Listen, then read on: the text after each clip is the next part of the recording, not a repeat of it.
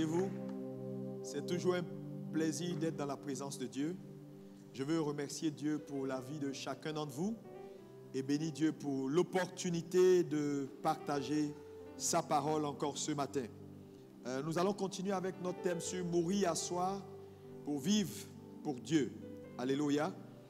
Et nous sommes depuis un certain temps conduits par le Seigneur à partager ce thème parce que Dieu a un objectif important qu'il veut atteindre dans cette église et dans la vie de chacun d'entre nous. Donc nous allons prendre nos Bibles et nous allons aller à la parole de Dieu. Retenez ceci, mourir à soi est un processus. Dans le royaume de Dieu, tout résultat qu'un homme cherche est le fruit d'un processus. Tu veux un résultat? Trouve le processus. Si tu as trouvé le processus, tu auras le résultat. Ne cours pas après le résultat, tu vas rater le processus. Donc le processus t'amène au résultat.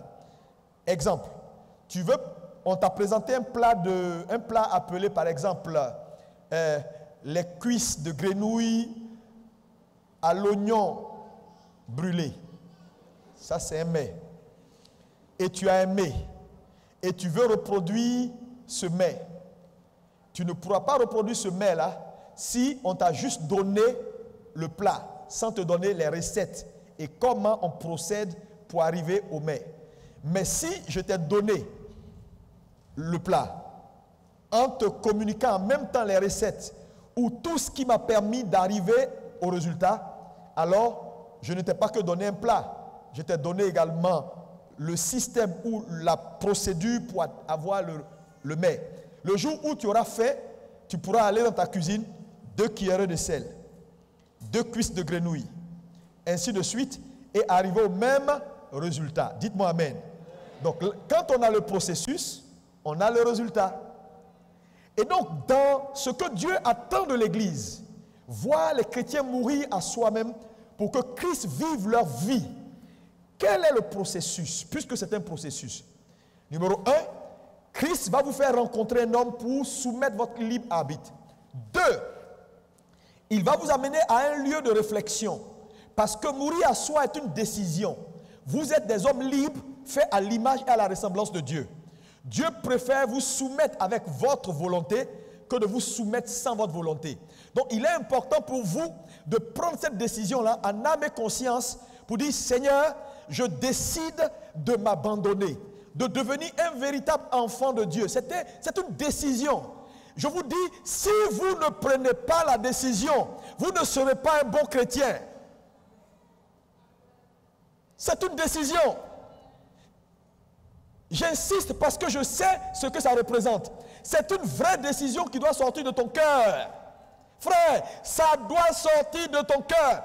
Il y a beaucoup de gens, ils ne prennent pas vraiment cette décision. Ils deviennent chrétiens par sensation. Ils deviennent chrétiens par suivisme. Et on les bombarde, responsables de temps. Et ils deviennent responsables à la tête de famille, tête de département, tête de direction. Et avec le temps qui passe, ils deviennent charnels. On dit réunion de prière, ils ne viennent jamais parce qu'ils ne se sentent pas concernés. On dit jeûne et prière pour faire ça, ils ne se sentent jamais concernés. On dit marcher dans une vie de sanctification, ils ne se sentent jamais concernés. Ils sont tout le temps en train de vivre une vie chrétienne en jouant au chat et à la souris avec le Seigneur. Et ils sont assis dans nos églises. Ils n'ont que le titre de responsable, mais une vie de païen. Tu vas mourir, tu vas aller en enfer. Je te dis, je te parle en tant que ton père. Il faut arrêter de simuler. Si tu pars, les gens vont aller, ils vont te tromper, mettre les lunettes noires, faire croire que le frère, il était dans l'église, il faisait ça. Oh, la sœur, elle était responsable de temps. Mon ami, c'est du pipeau.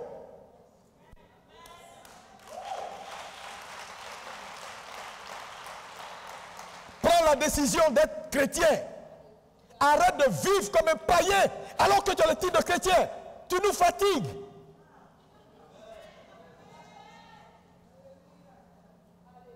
Tu ne veux pas, jette ta Bible et puis va faire fétiche. Là au moins on connaît ton camp. Mais tu ne peux pas avoir un pied dedans, un pied dehors. Change. Tu es un traître. Et les traîtres dans la Bible, on les pend. Tu es avec nous et tu n'es pas avec nous. Je suis dur parce que je veux te choquer pour que tu réfléchisses. Tu ne peux pas continuer à vivre cette vie, hein, un pied avec le Seigneur, un pied avec le diable. Tu es où? Tu es où? Tu es où? On prie, tu n'es pas dedans. On va ici, tu n'es pas dedans. Tu pries même 15 minutes, tes yeux sont ouverts, tu ne peux même pas te concentrer. Tu es possédé.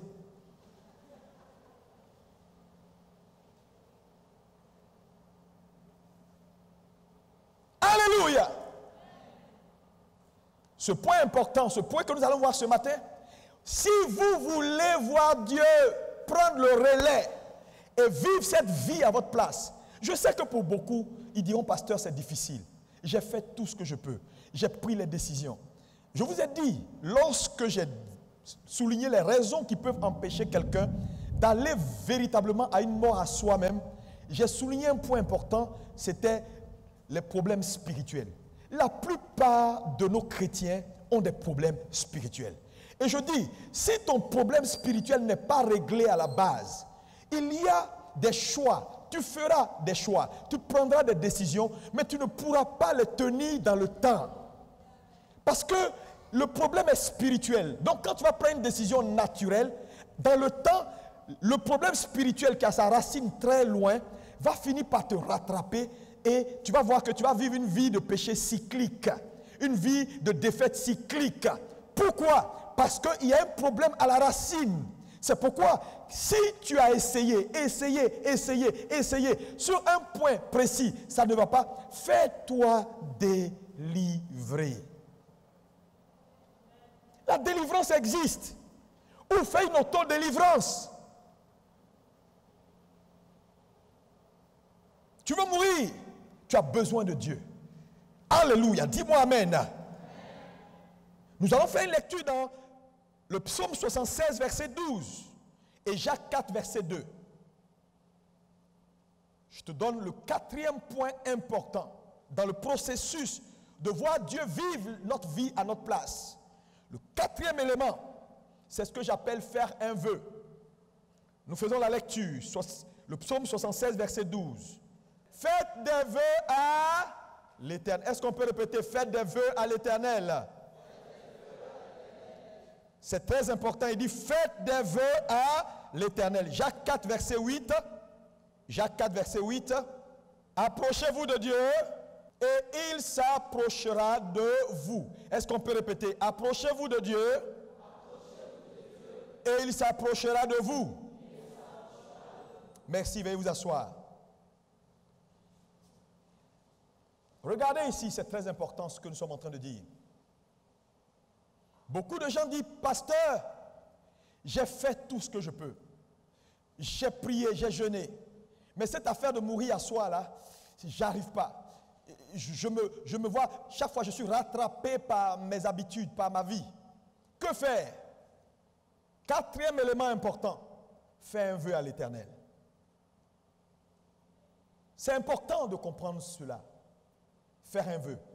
Nous avons le cas ici de Jacob. Vous connaissez l'histoire du patriarche Jacob. Dans Genèse 28, à partir du verset 20 à 22. Genèse 28, verset 20 à 22, on le lit. La Bible dit Jacob fit un vœu. On va lire ça.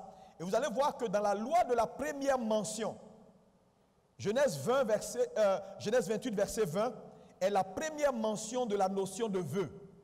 Et c'est Jacob qui fait cette mention-là dans une circonstance. Nous allons voir ça. Genèse 28, verset 20 à 22. Qu'est-ce qui est dit? Jacob fut un vœu en disant, si je retourne en paix dans la maison de mon père, alors l'Éternel sera mon Dieu. Numéro 1, promesse numéro 1. Il dit, Jacob fit un vœu à l'Éternel. N'oubliez pas que c'est dans une circonstance. Jacob est en partance, fuyant son frère pour la maison de Laban, son oncle. Et il se couche dans un lieu pour se reposer et il a une visitation divine.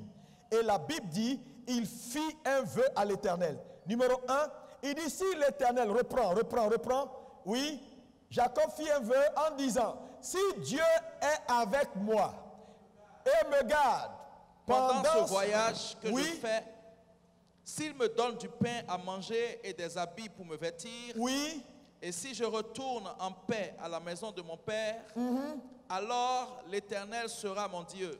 Numéro 1, alors il sera mon Dieu, donc je ferai de lui mon Dieu. Oui. 2, cette pierre que j'ai dressée pour monument sera la maison de Dieu. Je ferai de cette pierre la maison de l'Éternel. 3, et je donnerai la dîme sur tout ce que tu me donneras. Et 3, j'apporterai la dîme sur tout ce que tu me donneras. Donc, Jacob a un besoin de sécurité, un besoin d'être rassuré dans sa quête. Il est dans une transition. Il quitte la maison de son père, il est poursuivi, il ne sait pas où aller, il est désespéré. Et il dit, oh Dieu, je suis arrivé à un point où je suis désespéré. J'ai besoin de toi, mais que faire? La Bible dit, Jacob, donc dans la situation de désespoir, fit un vœu. Frère, le monde est devenu un monde dangereux, un monde difficile, un monde où, frère, même quand tu marches avec Dieu, ce n'est pas évident. Frère, si tu ne fais pas de vœux pour que Dieu te garde, mon ami, ce n'est pas sûr que tu arrives à bon port. Frère, ceux qui arrivent à bon port sont ceux qui, à un moment donné, ont compris dans la conscience de leur intimité avec Dieu que, mon ami, il faut que je m'approche de Dieu pour que Dieu s'approche de moi. Donc, le vœu devient un élément essentiel pour engager Dieu et son trône vis-à-vis de nous. Frère, il y a des choses, si tu ne fais pas de vœux, tu ne t'en sortiras pas. Frère, nous voyons des cas dans la Bible. Donc, Jacob fait le vœu. Et la Bible déclare, quand on lit l'histoire de Jacob, Dieu tient parole. Et il exécute pour Jacob tout ce que Jacob a demandé. Je ne sais pas à quel niveau tu es arrivé. Tu es fatigué. Tu as tout essayé. La vie te malmène. Les choses sont compliquées. Mon ami, prends courage. Et ce matin, fais un vœu à l'Éternel. Tu verras sa gloire. Qu'est-ce que c'est qu'un vœu? Un vœu est une promesse solennelle que l'on fait à une divinité en vue d'une faveur. Dis avec moi, promesse solennelle fait à une divinité en vue d'obtenir des faveurs. Mais regardez ici. Jacob fait le vœu après quoi? Genèse 28, lorsqu'on redescend, on remonte au verset 14. Qu'est-ce qui se passe au verset 14? Dieu, dans un songe, visite Jacob. Oui. Postérité sera comme la poussière de la terre. Oui. Tu t'étendras à l'Occident et à l'Orient. Oui. Au septentrion et au midi. Et toutes les familles de la terre seront bénies en toi et en ta postérité. Regardez, Dieu visite Jacob et lui donne des promesses certaines. Et au verset maintenant, quand on poursuit jusqu'au verset 20, Jacob se réveille et Jacob dit à partir du verset 16, « Oh, ce lieu est redoutable. L'Éternel était en ce lieu, je ne le savais pas. » Donc, on va par étapes, parce que c'est la première mention de la notion de vœu dans la Bible. Elle se fait dans une circonstance. Un homme en détresse, un homme qui cherche Dieu. À un moment donné, il se repose, Dieu le visite. Quand Dieu le visite, il sursaute et dit, Dieu était en ce lieu, je ne le savais pas, que ce lieu est redoutable.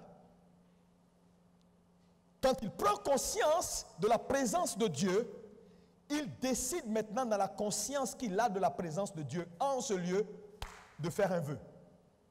C'est un point important que je voulais que tu saisisses ici. Dites-moi Amen. Est-ce que tu peux me dire un bon Amen? Amen. Donc, il prend conscience, mais la conscience vient à Jacob après qu'il ait rencontré Dieu dans une visitation divine. C'est très très important. Donc, l'initiative du vœu est d'abord de l'Éternel.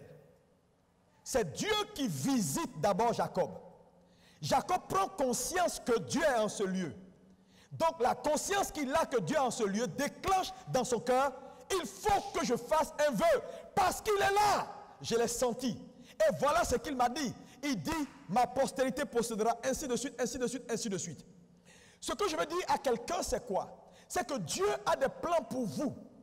Dieu a des projets pour vous. Et les projets sont connus. Dites-moi amen. Oh, tu ne me dis pas bien amen. Lis-moi Luc.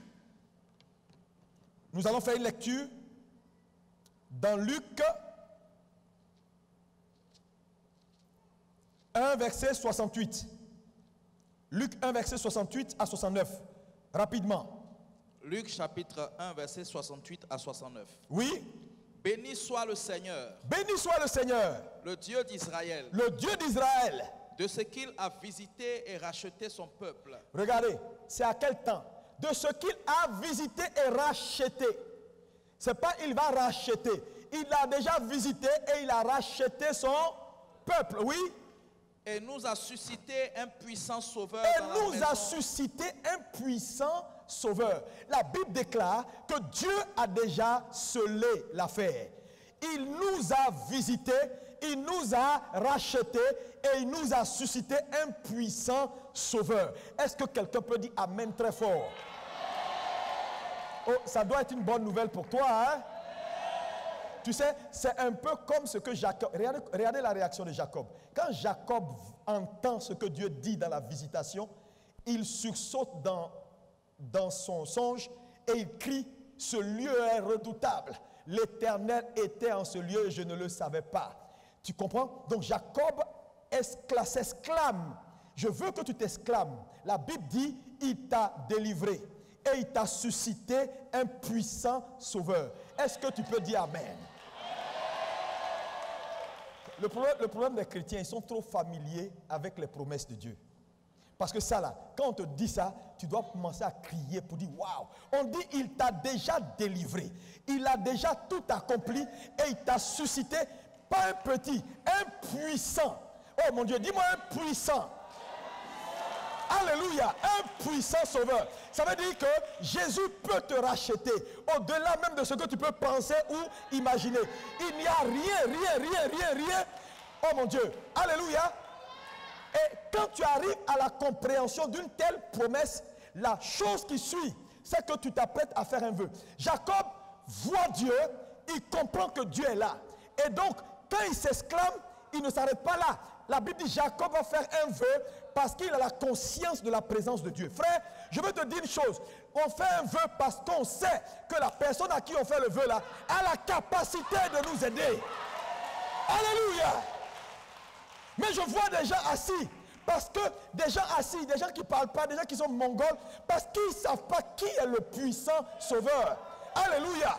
La Bible dit, Jacob fit un vœu. Je prie que Dieu ouvre ton intelligence ce matin et que tu comprennes que tu as un puissant sauveur.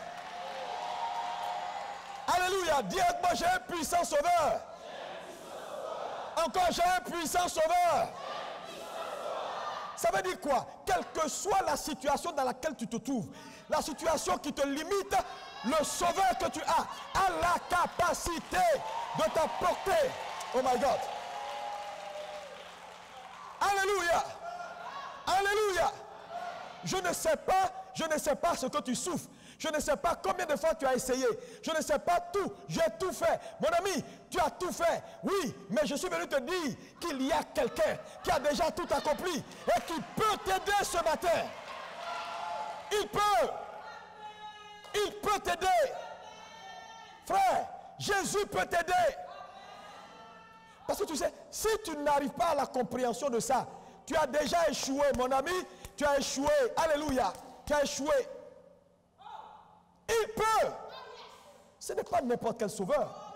Et nous a suscité un puissant sauveur. Oh mon Dieu, qui peut m'arrêter? Jacob, lorsqu'il prend conscience, il fait un vœu à l'Éternel. Ce matin, comprends que c'est vrai, le chemin est long. La procédure n'est pas facile, mais tu n'es pas seul. Parce que le verdict est déjà scellé.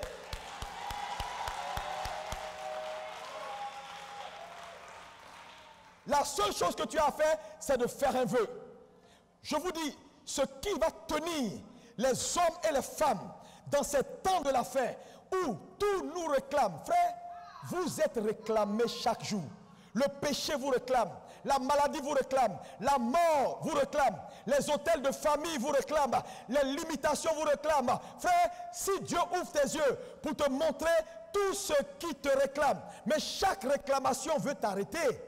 Chaque réclamation ne veut pas que tu accomplisses les desseins de Dieu pour ta vie. Frère, parce que lorsqu'un homme meurt à soi et que Christ commence à vivre, c'est ça qu'on appelle la réussite. Cet homme a réussi.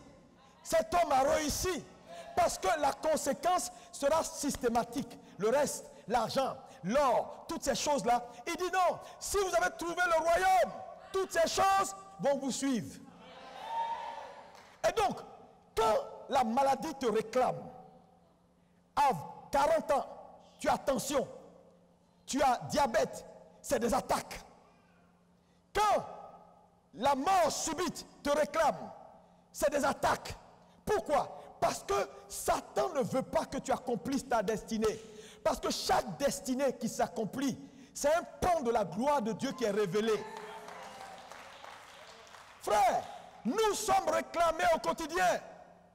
J'ai fait une prière dans la semaine à Dieu. J'ai dit, Seigneur, Seigneur, je me suis réveillé avec la foi et la force dans l'esprit. Tu sais, quand Dieu se révèle à toi, le temps de faire un vœu, c'est ce temps-là. J'ai demandé au Seigneur, il dit, Seigneur, c'est pas possible. Je ne suis nulle part encore. Ce que tu as fait, c'est juste des petites choses. Dans 5 ans, Seigneur, je veux voir 10 fois ce que je vois maintenant. Je veux que tu m'envoies au-delà, que tu envoies cette église au-delà. Il me dit, je le ferai. Je lui ai dit, Seigneur, moi j'ai besoin que de 2 choses, 2 choses, 2 choses, 2 choses. Si tu fais les 2 choses-là pour moi, Seigneur, ma vie, je te la consacre. Mais un esclave, à jamais pour toi. Je suis ton esclave. Et numéro 1, Seigneur, je veux que tu me donnes, Seigneur, la santé divine. 2, Seigneur, que mon attachement à toi. Et Seigneur, mon amour pour toi, les deux là, si tu m'as donné ça, c'est bon, c'est bon. Et j'ai fait le vœu, j'ai dit, Seigneur, j'ai besoin des 2. Je veux toujours chérir ta présence. Je ne veux pas arriver. Non, non, non. Ça ne m'intéresse pas de servir Dieu sans sa présence. Ça ne m'intéresse pas. Ça ne m'intéresse pas. Je vais vous dire une chose. Moi, je veux sentir Dieu tous les jours. Quand je lève les mains, je veux qu'il soit là. Oh mon Dieu, je dis, mon cœur pour toi là, garde mon cœur près de toi. Et puis donne-moi la santé. C'est bon pour moi. Le reste va suivre. J'ai fait un vœu. Fais un vœu. Fais un vœu. Fais un vœu. Tu verras la gloire de Dieu.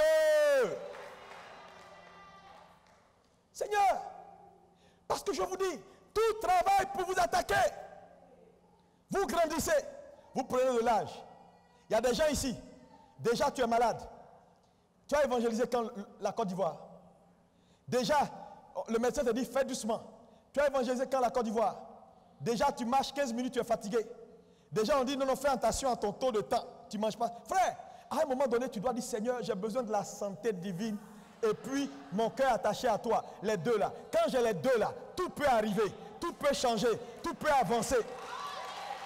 Oh, dis-moi Amen. Dis-moi Amen. Alléluia.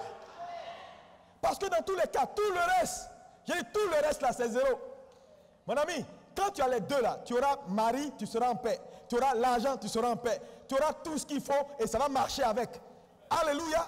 Donc tu dois faire un vœu. Ceux qui s'en sortent, c'est ceux qui ont compris que le vœu introduit Dieu ou engage Dieu vis-à-vis de toi. Frère, il y a des combats, il Il y a des niveaux d'intervention que Dieu n'aura pas dans ta vie s'il n'a pas un vœu avec toi. Les divinités aiment les vœux. C'est ça la force d'un vœu. Parce qu'un vœu est rétroactif.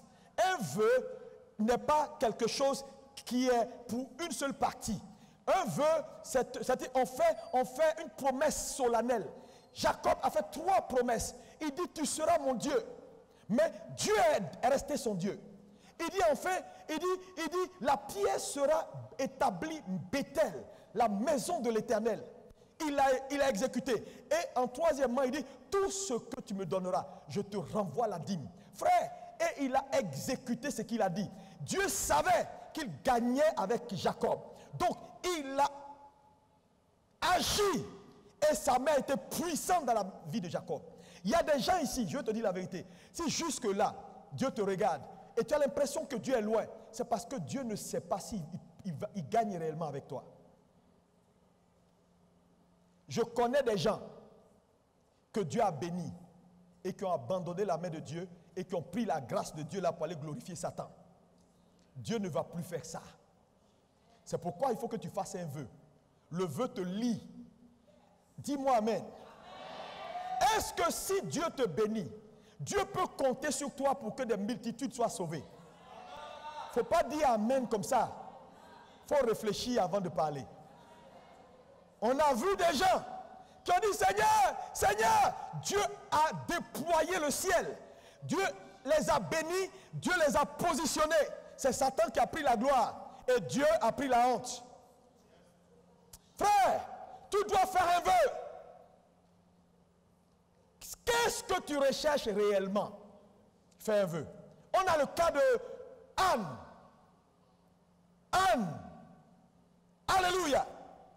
Dans 1 Samuel 1, verset 11, la Bible dit, cette femme avait un problème. Elle n'a pas d'enfant. Elle fait tout. Elle fait tout. On ne voit rien. Sa vie est fade. Je te dis, ta vie est fade. Tu cherches des choses. Tu cherches. Frère, il n'y a pas de grandeur sans grâce. Tout ce qui est grand est le fruit de la grâce. Mais il faut que Dieu intervienne. C'est pourquoi il dit, approchez-vous de moi et je m'approcherai de vous. Tu dois faire un vœu ce matin. Tu as essayé.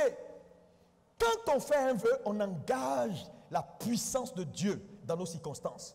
On engage Dieu dans nos circonstances. Mais Dieu tient parole. Dieu tient toujours parole. Moi, je n'ai jamais vu un homme faire un vœu et échouer. Lisez la Bible. Dites-moi, qui a fait réellement un vœu à Jéhovah? Et Jéhovah n'a pas répondu. Ça n'existe pas dans la Bible. Tous ceux qui refusent de faire les vœux, c'est ceux qui ne sont même pas sûrs de leur connexion avec Jéhovah. Ils veulent faire comme Ananias et Saphira. Personne ne peut tromper Dieu.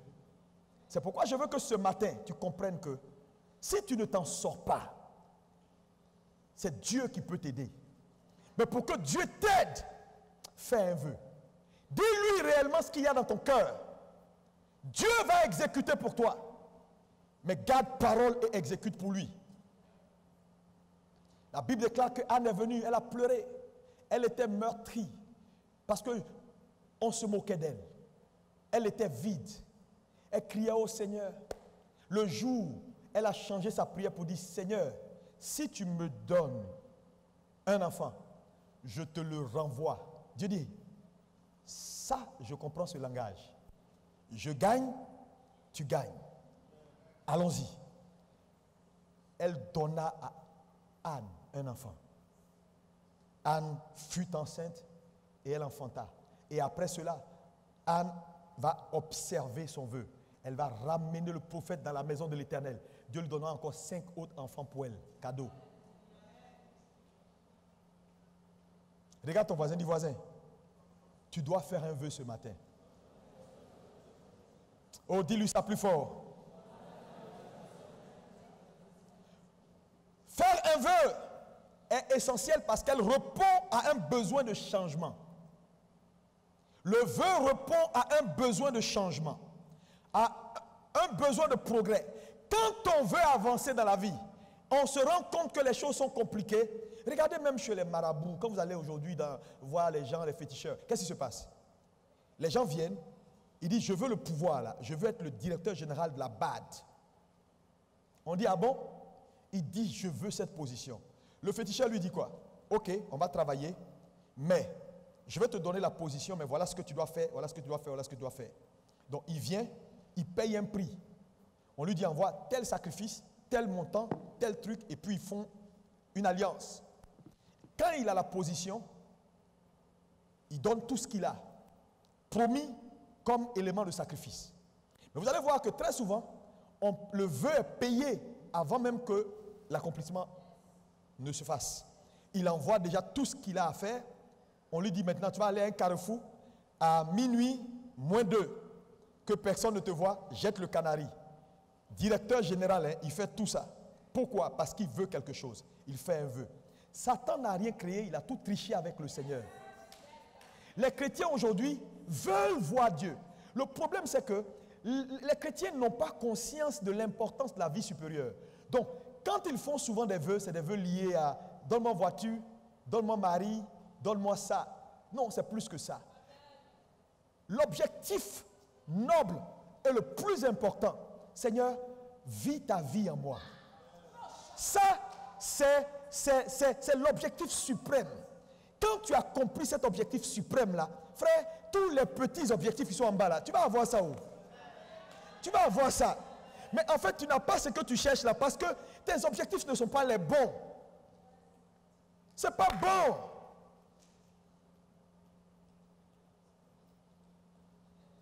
Regarde, c'est pas bon. Seigneur, donne-moi une voiture, je marche trop. C'est une bonne chose. Mais c'est pas ça. On te donne la voiture là, ça t'a porté où? Rien du tout. Tu vas tomber en panne, ça va aller au garage. Oui, Seigneur, je veux le mari là. Ok, on va te donner. Tu vas dormir 1 semaine, 2 semaines. Après un mois là, tu vas te chercher. Vous ne serez pas enfermé dans la chambre lundi, mardi pendant un mois. Et puis par là va venir mich. Hein? Donc ça là c'est bon, mais ce n'est pas l'objectif. Seigneur, ok, Dieu va te donner des enfants. Ils vont grandir, ils vont te quitter, ils vont te dire la vieille est même une fatigue. Tu es quelque part toi seul. Donc ce n'est pas ça l'objectif.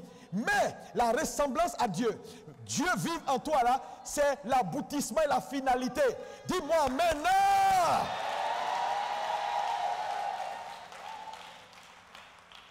Arrête tes petits soucis qui prennent le temps pour rien du tout.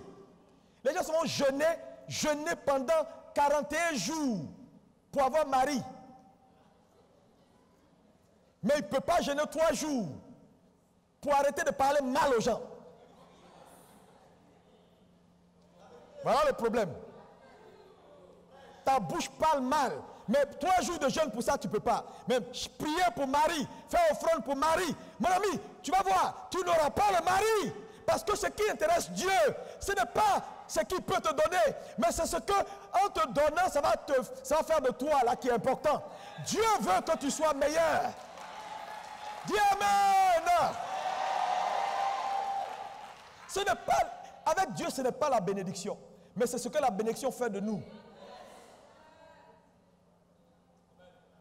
Beaucoup de gens ici, tu dois faire un vœu. Et ce matin, dis à ton voisin, je fais un vœu.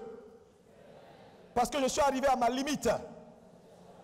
J'ai tout fait, je ne peux rien faire. J'engage Dieu dans mes circonstances au nom de Jésus.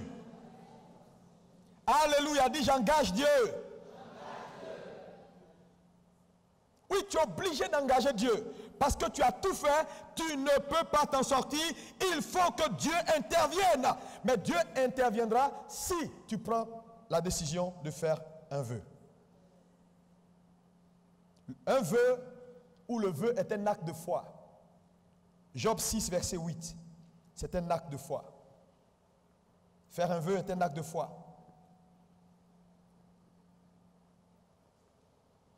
Tu vas voir que quand tu vas prendre la décision de faire un vœu, Dieu va parler à ton cœur. Et il va te dire exactement ce qu'il attend de toi. Et quand tu le feras, ta vie sera alignée. Il y a des gens dans cette salle-là, Satan n'a qu'à monter, descendre, il ne peut pas les vaincre. Non, il ne peut pas les vaincre. C'est pourquoi il faut faire très attention Et quand vous marchez avec Dieu, il faut apprendre à ne parler pas beaucoup. Parce qu'il y a des gens qui sont dans une alliance très puissante avec Dieu. Oui, leur vie là, c'est aligné. Dieu est engagé. Il est engagé. C'est des vendus. C'est des vendus. Je dis, tu les vois comme ça, c'est des vendus. Tu joues avec eux, tu vas te brûler. Parce que quand un homme fait un vœu, Dieu s'engage. Frère, ce n'est plus toi seul, c'est toi et Dieu. Parce que ce qu'il a dit qu'il fera, il le fera. Oh. Il le fera. Ça va mettre le temps que ça va mettre, mais il le fera. Faites confiance en Dieu. Jacob ne savait pas. Il croyait qu'il parlait. Non. Il a juste dit, Seigneur, je vais... Mais frère, lisez l'histoire de Jacob jusqu'à la fin. Dieu l'a honoré. Il dit, à son retour, quand il est revenu chez lui, c'était plus le même Jacob. C'était le Jacob transformé, Israël. Une nouvelle personnalité. Tout ce qu'il a demandé à Dieu, Dieu l'a accompli. Tu accompliras ta destinée au nom de Jésus. Je dis, tu accompliras ta destinée au nom de Jésus. Aucune mort subite ne t'emportera. Non, tu sais, fais un vœu. Tu sais, les vœux sont puissants. Seigneur, je ne veux pas mourir d'accident. Avion, voiture, pied coupé, mort par maladie, des histoires comme ça. Seigneur, ça, si tu m'épargnes, voilà ce qu'au soir de ma vie je ferai pour toi. Frère, Dieu va te donner cheveux blancs, beau gosse dans ta vieillesse. Tu sens Yves Saint-Laurent, le vieux de 80 ans, avec sa chaussure, Lacoste. Les gens m'ont dit, mais c'est quel vieux ça là? Tu es dans un vœu, tu es dans une alliance, il y a longtemps, les gens ne savent pas. Tous les vieux finissent comme ça. Mais toi, tu finis, tu es au supermarché avec ton caddie et tu marches dans les rayons doucement. C'est normal, avec le poids de l'âge, tu ne peux pas marcher fort. Mais tu vas même au sport, tu fais des petits trucs. Fais un vœu. Dis-moi amen. Qui sait que Dieu peut te garder jusqu'à cet âge-là, 90 ans? Est-ce que tu veux dire, Seigneur, préserve-moi? Les fléaux de ce temps moderne ne vont pas t'emporter au nom de Jésus. Rencontrer des bandits dans un braquage où il y a un pistolet qui va et puis ça t'a eu là, ça ne sera pas ton cas au nom de Jésus. Les gens vont braquer les maisons, mais ta maison, ils ne peuvent pas voir ta maison. Oh, ton amen m'embête. Alléluia! Fais un vœu. Seigneur, et je te dis, tu vas prêcher jusqu'à 90 ans. Si tu vois les céroules là, ils ont fait des vœux. Tu les vois comme ça là. S'ils te disent ce qu'ils ont dit à Dieu, et puis tu les vois tenir sur leurs pieds, ils marchent comme ça, ils sont calmes, ils voyagent à cet âge-là. Frère, tu sais, la vie, une vie qui n'est pas planifiée, qui n'est pas chachable, elle va aller dans le décor. Je veux que tu t'assoies, il ne faut pas avoir peur de dire, est-ce que je vais tenir, est-ce que je vais pouvoir tenir ma part? Si tu es conscient que tu lui appartiens, Dieu te fera la grâce de tenir ta part. Et puis si tu n'es pas à Jésus, tu vas aller chez qui même? Non, je veux comprendre. Tu es là, tu réfléchis là. Tu réfléchis à quoi? Tu as goûté le monde, tu as goûté Jésus. Il y en a qui disent non, je n'ai pas bien goûté le monde. Il n'y a rien dans le monde. C'est des problèmes seulement il y a. Tu sais, souvent je te regarde, je ris. C'est l'argent que tu cherches, Dieu va t'en donner. Dieu va te bénir. Frère, l'argent n'est pas le souci du Seigneur. Je connais des gens, Dieu leur a donné l'argent. Ils ont tout. Maintenant, ils ont une autre préoccupation. Ils ont envie d'être sérieux, ils n'arrivent pas à être sérieux. Ils ont envie d'être en bonne santé, ils sont malades. Donc, le problème n'est pas l'argent. L'argent, Dieu va t'en donner. Tes habits, tu ne peux même pas compter. Tes biens, il y a des biens, tu vas te déposer. C'est 1 an, 2 ans après, tu vas te dire, mais la montre là même, elle est neuve, on m'a donné. Il y a des gens ici dans les placards, il y a des choses même qu'ils n'arrivent pas à porter. Frère, le matériel c'est zéro. Dieu va t'aider dans la vie. Donc ça là, c'est un acquis. Cherche maintenant le cœur, ce qui est essentiel, ce qui plaît au cœur de Dieu, ce qui va faire que Dieu va se tenir pour toi. Qu'il se rassemble à 100 millions contre toi, ils ne pourront pas te vaincre. Oui, voilà le secret de David. David avait un cœur pour Dieu. David aimait Dieu. Mais regardez Salomon. Au soir de la vie de Salomon, c'était dramatique. Est-ce que vous savez qu'au soir de la vie de Salomon, il a fait des dégâts? Il a fallu que le vœu de son père David épargne le royaume. Fais un vœu. Seigneur, si mes enfants réussissent, voilà ce que je vais faire. Tu vas voir si un va échouer. Il n'y a pas son sorcier qui peut tenir un tel vœu. Dieu va le combattre jusqu'à son dernier retranchement. Et quand tu as fait le vœu, tiens le vœu. Quand tu tiens ton vœu, tu obliges Dieu à faire sa part. Et comme il est fidèle, il fait toujours sa part. Alléluia. Alléluia.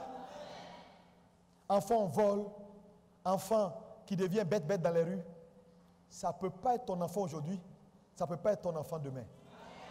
Hey, dis-moi, hey! Satan va passer où? Je dis, chaque jour tu regardes tes enfants et puis tu proclames, tu les as attachés.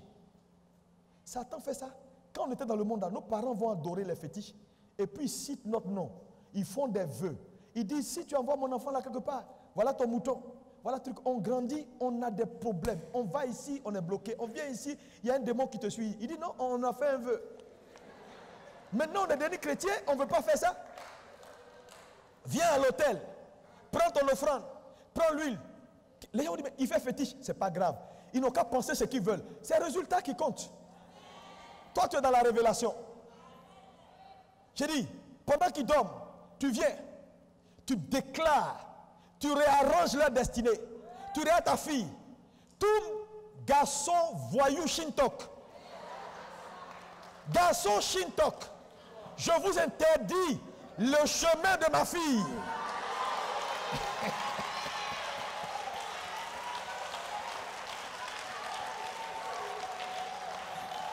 Hey, dis amen. Toutes les mamans doivent faire offrande. Si tu es maman, viens faire offrande. Comment? Tu regardes ton fils.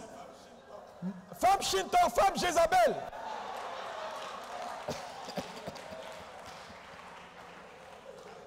Ça ne passera pas. Dis amen. Vous savez, je vous dis, les vœux marchent, les alliances marchent. Il y a des familles. Frère, il y a des familles, le père a fait des choses. Dans cette famille-là, même quand ils ne connaissent pas le Seigneur, tout va bien pour eux. Ils réussissent leurs études. Pourquoi vous voulez que vous, enfants de Dieu, toi tu es dans la justice et que nous, là, nos parents ne connaissaient pas ces choses? Ça nous a fatigués. Nos mamans sont allées adorer le diable. Nos parents ont fait des choses. Mais aujourd'hui, avec nous, les choses doivent être différentes. Dis-moi amen. Oh, dis bon amen. Les enfants qui abandonnent leurs parents dans les asiles, ça ne sera pas tes enfants qui vont t'abandonner quand tu vas vieillir. Ça, c'est des prières qu'il faut faire. Parce qu'il y a de ces enfants-là. Il y a un comme ça que je connais. Il dit à sa mère, écoute, tu m'emmerdes. Si tu veux venir, tu appelles ma femme. Si elle est d'accord, tu viens chez moi. Le jour où sa maman m'a expliqué ça, j'ai dit, donc c'est sa femme qui valide si tu dois entrer chez lui, oui ou non. Elle dit, je vais à Paris, le monsieur me ferme sa maison. J'ai souffert sur ce petit-là pour l'accoucher. Puis elle m'explique comment elle a accouché le type-là. Et puis en même temps, je le vois, il est maudit. Parce que la malédiction, ce n'est pas on a parlé sur toi. Non. Il y a des choses, quand tu fais, tu es maudit. Même quand la personne ne parle pas. Frère, tu ne peux pas mépriser le ventre qui t'a donné naissance. Tu es foutu. Tu es foutu. Qui qu'il soit, ta mère, ton père, biologique, tu dois les honorer. La loi de l'honneur. Personne n'a du succès dans la vie s'il ne comprend pas la loi de l'honneur. Tout ce que tu n'honores pas, Dieu enlève ça de ton existence. L'honneur, c'est pourquoi même un leader, quand tu ne sais pas honorer ton leader, tu ne peux pas bénéficier de la grâce de Dieu sur sa vie. Il peut être ton leader et tu luttes alors que d'autres ne luttent pas. Frère, je te dis, honorer, ça veut dire quoi? Ça veut dire l'homme là, tu crois en lui, tu crois. Frère, non, je vous dis, ce n'est pas une affaire de dire c'est mon pasteur. Et puis à chaque fois tu doutes de lui, demain tu parles de lui, demain tu comprends de lui, demain tu penses qu'il ne peut pas faire et que c'est quelqu'un d'autre qui peut faire. Non, non, ce n'est pas comme ça. Moi j'ai foi dans Otabil. Je te dis la vérité. J'ai foi en lui. Ce n'est pas une affaire de non, je suis d'accord aujourd'hui. Il n'y a rien qui fait que je suis d'accord avec lui. Je crois dans la parole qu'il prononce sur moi. Je le crois 100%. C'est ça honorer. Tout ce que tu n'honores pas, Dieu enlève ça dans ta vie. C'est pourquoi si tu méprises ton père et ta mère, tes jours sont raccourcis.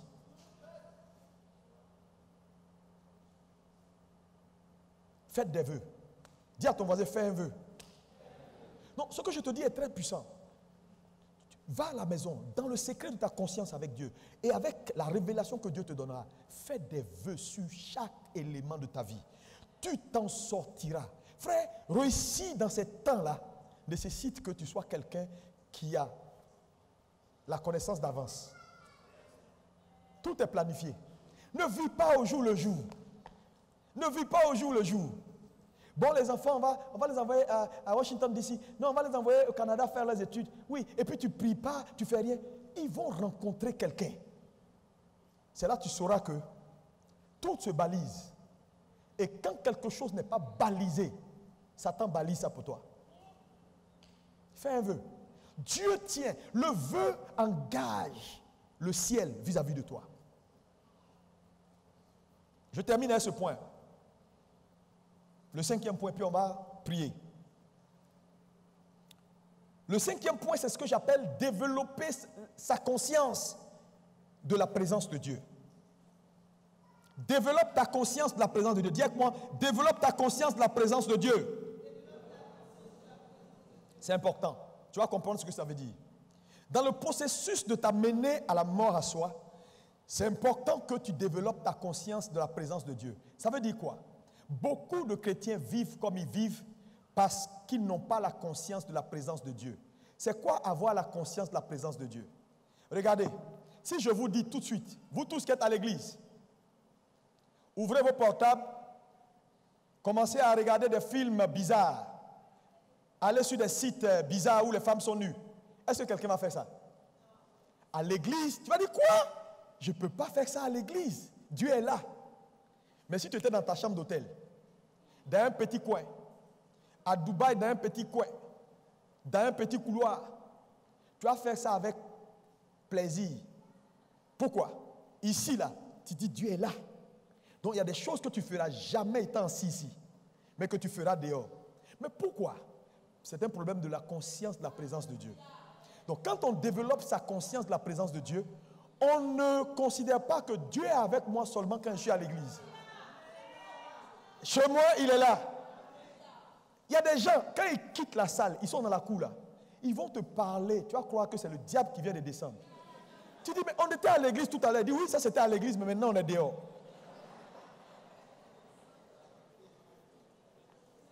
Conscience de la présence de... Donc, si on prie Dieu, que Dieu nous aide à développer sa conscience, alors... Partout où nous sommes, on comprend que Christ en nous, l'espérance de la gloire, que nous transportons Christ. Et donc, si on transporte Christ et que nous sommes désormais le temple du Saint-Esprit, alors, partout où je suis, je dois faire gaffe parce que Dieu est là. Mais c'est une conscience. On grandit dans cette conscience. Mais plus tu grandis dans cette conscience, plus de crainte tu as pour Dieu. Sinon, tu vas voir que tu vas choisir des lieux où on est correct. Et il y a des lieux où on peut tout faire parce que Dieu n'est pas là. Parce que tu n'as pas cette conscience développer de la présence de Dieu. Mais le problème que tu ne sais pas, c'est que tu portes Christ partout où tu es. Même dans les lieux les plus secrets, tu portes Christ. Donc, nous devons prier pour que Dieu nous aide à avoir cette conscience plus développée. Et plus la conscience sera développée, frère, même si nous sommes dans un trou, on va se dire, je porte Christ. Je porte Christ. Je porte Christ. Est-ce que quelqu'un peut me dire un bon amen? Parce que je vous dis la vérité, développer sa conscience de la présence de Dieu est tellement important. Parce que j'ai compris une chose, c'est que quand Satan veut pervertir un peuple, la première chose qu'il attaque, c'est leur conscience. Je vous dis, un homme qui perd la conscience a perdu Dieu. Parce que la conscience fait partie de l'esprit. Et la conscience d'un homme est le point de contact entre Dieu et lui. Ta conscience, c'est le lieu où Dieu te rencontre. Maintenant, le lieu où Dieu te rencontre là, si elle est complètement obscurcie, tu as perdu Dieu puisque tu ne peux plus entendre Dieu.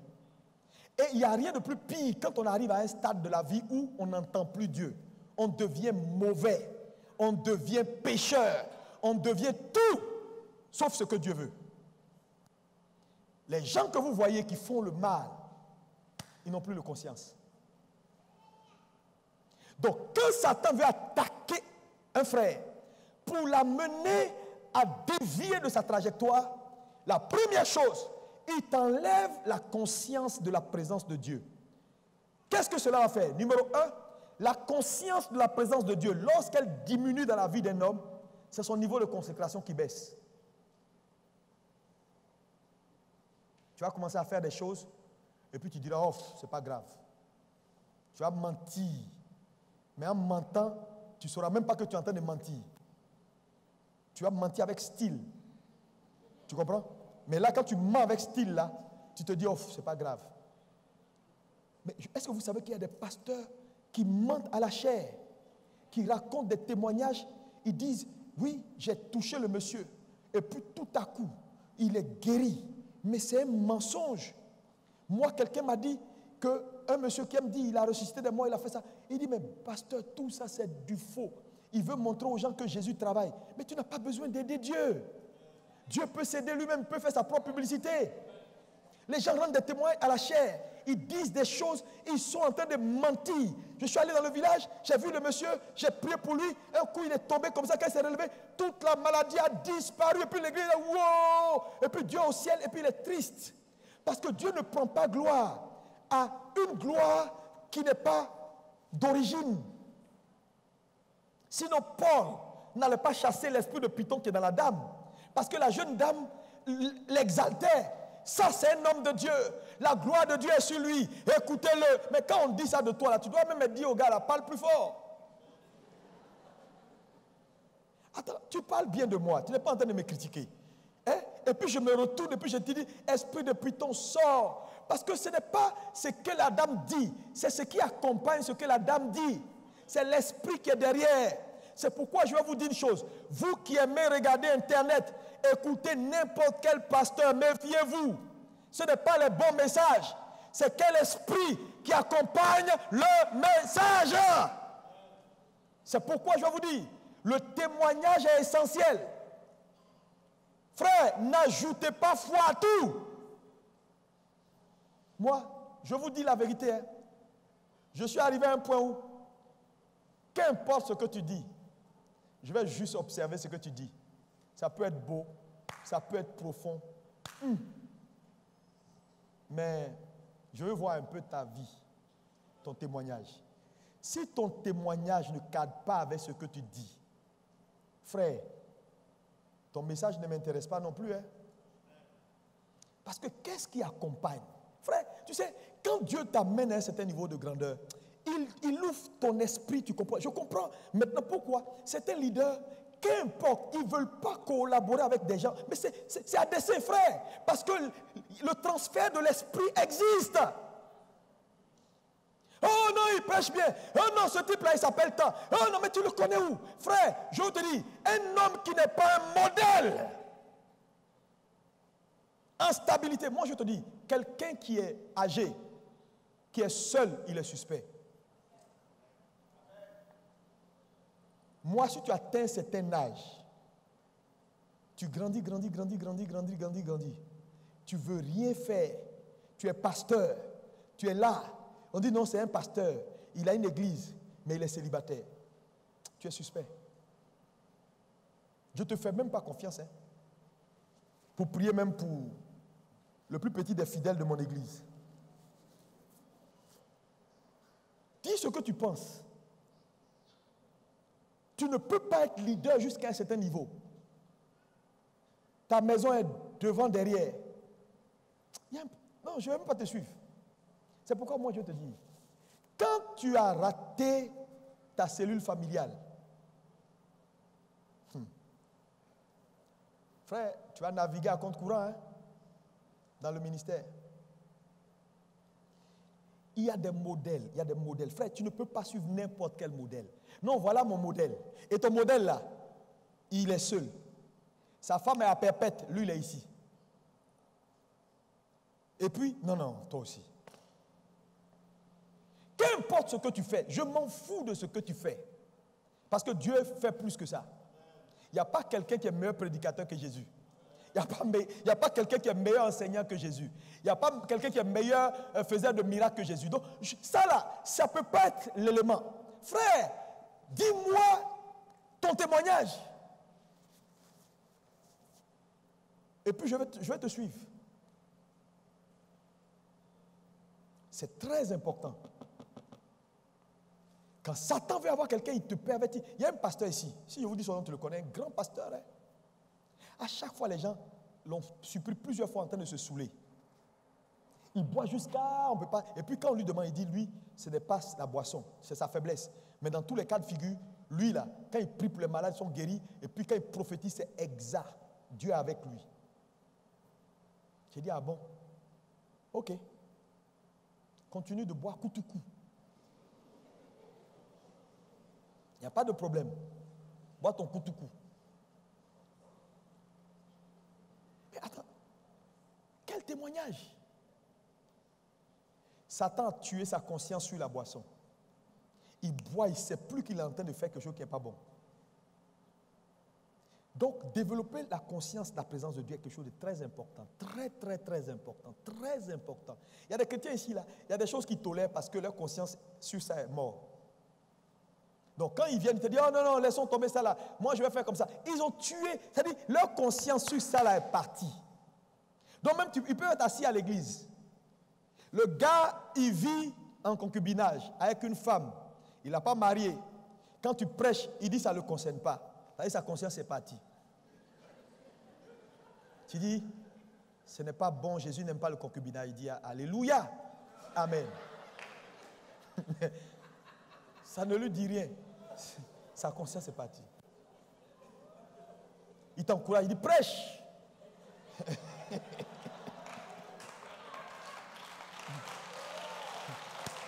Il n'a plus de conscience ici. Donc faites attention à la conscience. Travaillez pour grandir dans votre conscience des choses de Dieu. Vous allez voir que vous allez vivre une vie qui va plaire à Dieu. Dites-moi amen. Parce qu'un homme qui a encore la conscience, c'est un homme qui a la capacité de dire, je suis en train de mal faire. Et le Saint-Esprit te parle. Tu ne te sens pas bien. Quand tu fais la chose, tu es encore dans la bonne voie.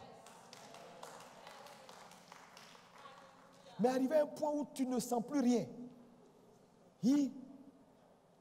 c'est pas bon, hein? Il faut que tu reviennes à Dieu. Il faut que tu reviennes à Dieu.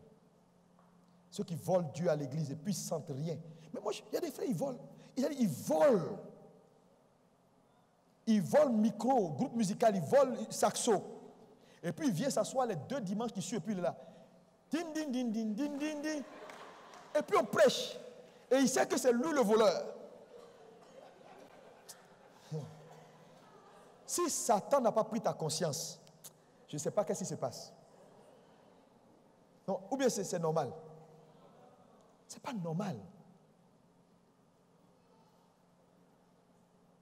Ce n'est pas normal. Tu auras envie de dire, il faut que je laisse tomber. Tu vas prendre le saxo, tu vas aller cacher, jeter quelque part pour dire, voilà, on a retrouvé le saxo. Toi, tu dis, j'ai retrouvé ça en haut là-bas dans le truc des gens. Et puis, Parce que tu veux t'en débarrasser. Ou bien tu as le livre de quelqu'un à la maison. Ce n'est pas ton livre. Il t'a prêté, t'a dit, tu me donnes ça quand tu as dit dans 3 jours. Ça fait 3 ans, c'est avec toi. Et tu prends le livre, tu as fini de lire. Tu prends ça les matins, tu regardes. Et puis tu prends ça. Tu viens à l'église, tu le regardes. Et puis c'est pour toi.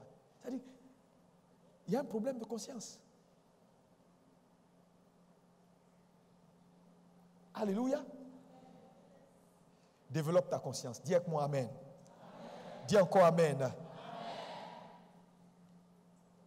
Quand ta conscience va grandir, tu vas voir qu'il y a des choses, quand on va te dire, ça va entrer dans ton cœur. Quand tu vas aller, tu vas être prompt à réagir et à mettre de l'ordre autour de toi. Ce matin, voilà ce que je voulais te dire. On va continuer. Ne vous inquiétez pas. Les autres points là, on va voir ça après. Il y a tout le temps.